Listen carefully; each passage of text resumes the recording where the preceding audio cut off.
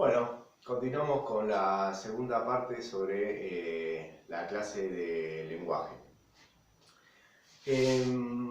Antes que nada quisiera también comentar algo que no sé si va a sumar, yo creo que sí, para poder entender este desarrollo. Nosotros en esta cursada virtual tuvimos que adaptar el PTD, pero generalmente tenemos un texto que habla sobre, que es una ficha de cátedra de Mirta Sánchez, que habla sobre el complejo de Edipo en Lacan, ¿sí? Y la constitución del yo en Lacan, así como lo vemos en Freud, lo vemos en Lacan. No voy a desarrollar eso, pero sí quisiera tomar algo de lo que plantea Lacan para después proseguir con el desarrollo de esta clase sobre el lenguaje. Nosotros cuando hablamos de funciones, función materna, función paterna, suponemos que esas funciones están sostenidas porque hay un deseo. Si no hay un deseo, no se puede llevar a cabo la función, porque por todo lo que implica y lo difícil que es llevar a cabo estas funciones, tanto la función materna como la paterna. En relación a la función materna, ¿sí? El deseo materno va a tomar como objeto de su deseo al niño, ¿sí? O sea, todo el deseo materno se va a satisfacer, o el objeto de ese deseo en su totalidad se va a satisfacer con ese niño, ¿sí? O sea que el niño va a ingresar a las fases, ¿sí? A la fase oral, a la fase anal, en el lugar de objeto de deseo materno, ¿sí? Esto va a posibilitar que la madre, como veíamos por ejemplo con Winnicott, gracias a este deseo se pueda adaptar 100% a las necesidades del niño, pueda tener este estado de preocupación maternal primaria, porque está este deseo. Si no está este deseo, no se puede mantener la función. Entonces, como les decía, el niño, digamos, va a ingresar en el lugar de objeto. Y parte del desarrollo es que si bien es necesario que ingrese como objeto del deseo materno, también después pueda salir de ese lugar de objeto y sea un sujeto de deseo, ¿sí? Siga estructurando su psiquismo. Pero es importante que él entre como objeto de deseo del otro, en posición de objeto. ¿Para qué? Para que se pueda dar todo el desarrollo de la fase oral, para que dentro de la fase anal se pueda dar el narcisismo y pueda construir su yo, ¿sí? Piensen que en estos momentos el niño está, como les decía, en un estado de dependencia absoluta respecto al otro. El otro es omnipotente, el otro materno es omnipotente respecto al niño, lo viste como quiere, lo entiende solamente ella, lo interpreta, le da sentido, ¿sí? Está en un lugar de omnipotencia porque está ubicado, es su objeto, ¿sí? Ese niño. Como les decía, esto se tiene que dar, es necesario para el desarrollo, pero también es necesario que el niño, para seguir estructurando su aparato psíquico, salga de este lugar de objeto. El niño por sí solo no puede salir de este lugar de objeto, y ahí es donde entra la función paterna, que hace un corte a esta simbiosis que se da entre el deseo de la madre y el niño ocupando ese deseo de la madre como objeto.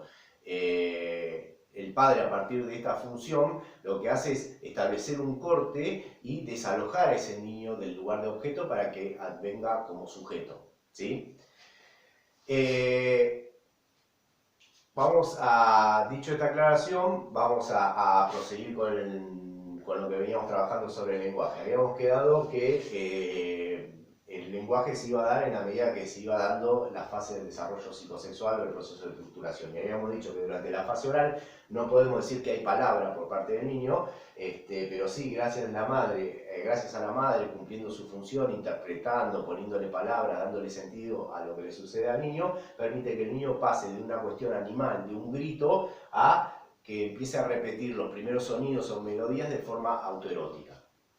Luego en el desarrollo, sí, tenemos la fase oral a partir del destete, y habíamos dicho que dentro de la fase oral ubicábamos el narcisismo primario como un momento fundante y constitutivo del yo, a partir del cual el niño se iba a empezar a diferenciar de ese otro materno o ver a la madre como un otro.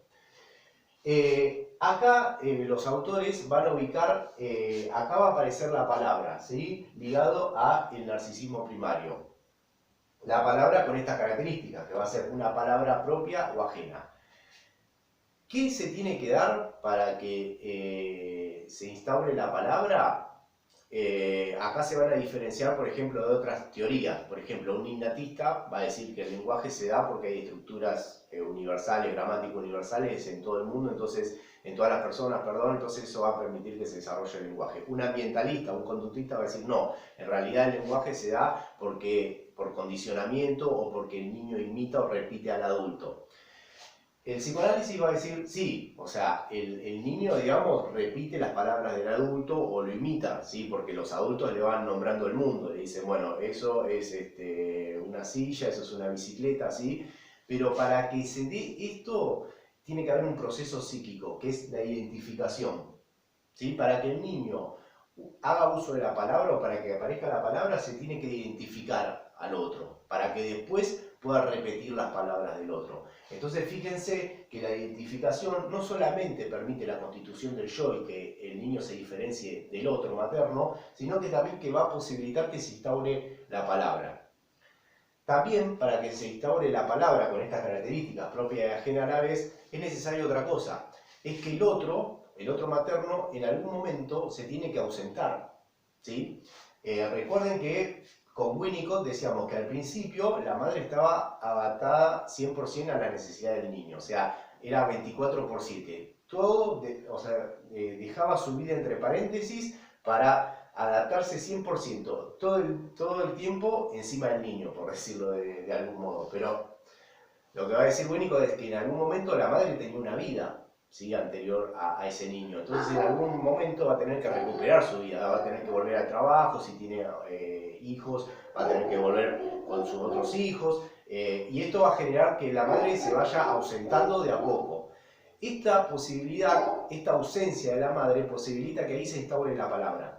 Si el otro no se ausenta, no hay necesidad de que el niño hable, porque la madre va a estar todo el día satisfaciendo sus necesidades. En cambio, de la ausencia de la madre aparece la palabra como una forma de nombrar a la madre, ¿sí? Entonces, vuelvo a repetir, para el psicoanálisis y para estos textos, para que se instaure la palabra, para que haya lenguaje, tiene que haber primero una identificación respecto al otro para poder repetir las palabras del otro. Y en segundo lugar, el otro tiene que estar ausente, ¿sí? Y esto es lo que le va a dar autonomía al niño, porque imagínense que una madre que no logra cómo separarse del niño. Entonces, está todo el día encima del niño, el niño no tiene necesidad de hablar ni de decir nada porque la madre sabe todo y le da todo lo que ella cree que necesita. Ese niño no va a desarrollar el lenguaje y va a ser muy difícil que pueda salir de ese vínculo de tanta dependencia respecto a la madre, ¿sí? O sea, no va a poder ir a una salita de 3, por ejemplo, porque no se va a saber entender, no va a poder socializar con otros niños, no va a poder jugar con otros niños,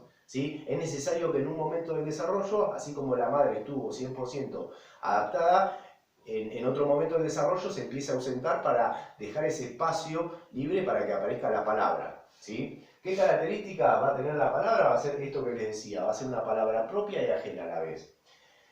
Recuerden que también en el primer video yo hablé de proceso primario, representación cosa. Bueno, acá la palabra va a ser una representación cosa, no va a ser representación palabra, va a estar bajo el proceso primario, por decirlo de alguna manera. ¿Qué quiere decir que la palabra es una representación cosa? Que para el niño la palabra no se diferencia de la cosa, es parte de la cosa. Por ejemplo, para un niño de este momento del desarrollo, el perro va a ser su perro. Cuando diga perro se va a referir literalmente a su perro, no va a pensar el perro como el concepto que engloba a todos los perros, inclusive a su perro. Cuando diga mamá es su mamá. La palabra es parte de la cosa, la palabra es parte de la acción, acompaña la acción. O sea, si ustedes ven a un niño jugando, capaz que está saltando y mientras que salta dice estoy saltando. O sea, en este sentido la palabra forma parte de la acción, es una representación cosa.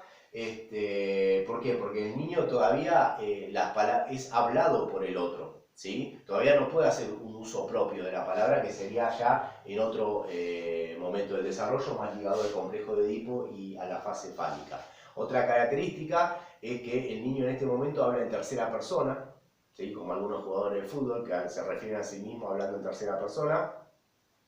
Yo siempre cuento como una anécdota para ejemplificar esto de que el niño habla en tercera persona, yo tengo dos nenas con una diferencia de 3 años cada una, y cuando la más chica andaba por acá, nada, la relación entre hermanos saben que es ambivalente, es de amor y odio, ¿no? Entonces la más grande la abrazaba, le pegaba unos abrazos, pero que la estaba estrujando, o sea, eran abrazos con un poquito de enojo, y la apretaba toda, entonces nosotros le decíamos, basta pía, cortala, dejala, basta pía, dejala, porque cada 2 minutos le estaba apretando. Hasta que en un momento la agarra la mayor a la menor y la menor le dice, basta pía, dejala.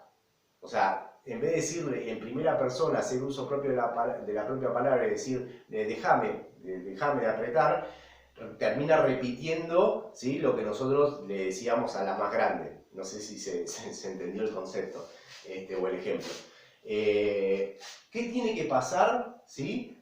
Acá ya se instauró la palabra, pero ¿qué tiene que pasar para que el niño pueda hacer uso de la palabra propia? ¿Sí? Para que pueda hablar en primera persona, para que la palabra no sea una representación cosa, sino que sea una representación palabra. Bueno, tiene que ver con el complejo de Edipo, ¿sí? Por eso inicié el video hablando de Lacan, ¿sí? ¿Para qué? Tiene que entrar la función paterna, ¿sí?, que establezca un corte en esa simbiosis, en esa diada madre-niño, que permita al niño salir del lugar de objeto del otro. Porque si el niño es objeto de deseo del otro, es hablado por el otro. Para usar la propia palabra, tiene que estar en el lugar de sujeto. Y esto se da en el complejo de Edipo, ¿sí? En donde a partir de la función paterna, la función de corte, posibilita que el niño salga del lugar de objeto y venga como sujeto. Esto va a permitir el uso de la palabra propia, que sería la palabra bajo el proceso secundario, sería la representación palabra. Ya no sería, digamos, que la palabra es parte de la cosa, sino que la palabra viene a sustituir a la cosa o viene a representar a la cosa. Esto va a dar lugar a que aparezca el pensamiento, ¿sí?, donde el niño empieza, digamos, a concatenar palabras, y esto es muy importante, que haya pensamiento. ¿Por qué? Porque la actividad mental o el pensamiento lo que hace a veces es establecer un freno a la pulsión, ¿sí? Sabemos que la pulsión es como un impulso que busca siempre la satisfacción.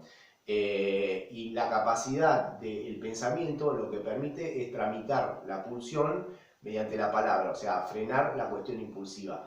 Esto también va a permitirle al niño también poder tramitar y atravesar el complejo de Edipo, el uso de la palabra propia bajo el proceso secundario.